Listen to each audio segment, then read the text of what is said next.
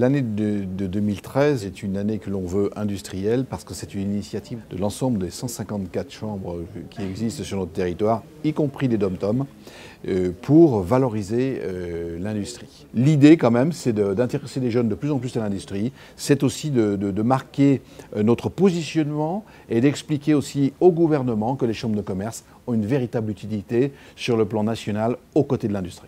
Dans l'industrie, bien sûr, c'est tellement large. Il y a l'agroalimentaire, le BTP, la mécanique, les filières bois, les filières du luxe, et j'en passe. Ici, par exemple, à Haute-Savoie, eh bien, on connaît bien nos industriels, à la fois les TPE, les PME, les grands groupes, je dirais, et les ETI. Il faut que les gens comprennent bien que l'industrie, c'est ce qui nous sortira, c'est la production qui sortira notre pays des situations difficiles. Un emploi créé dans l'industrie, c'est 3 emplois créés hors de l'industrie, c'est-à-dire principalement dans les services.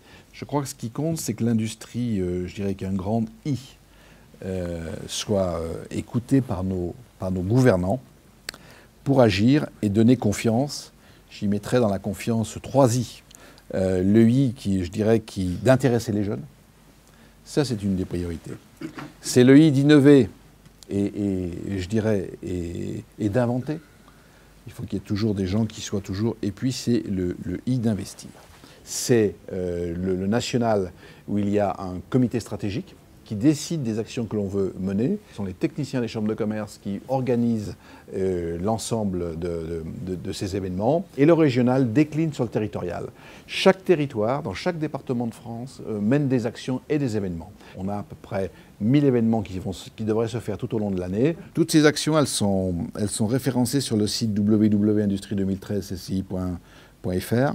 Objectif aussi, c'est de donner envie aux jeunes de rentrer dans les métiers de l'industrie, de mieux les connaître, de mieux comprendre ce qui va se passer dans les années à venir, et puis aussi de leur faciliter la vie pour rentrer dans ces métiers-là. On a un véritable besoin de valoriser à la fois l'industrie, ses salariés, ses dirigeants, ses entreprises, les innovations, les produits également. On travaille avec des institutionnels comme la BDF, la CSM, l'UIMM.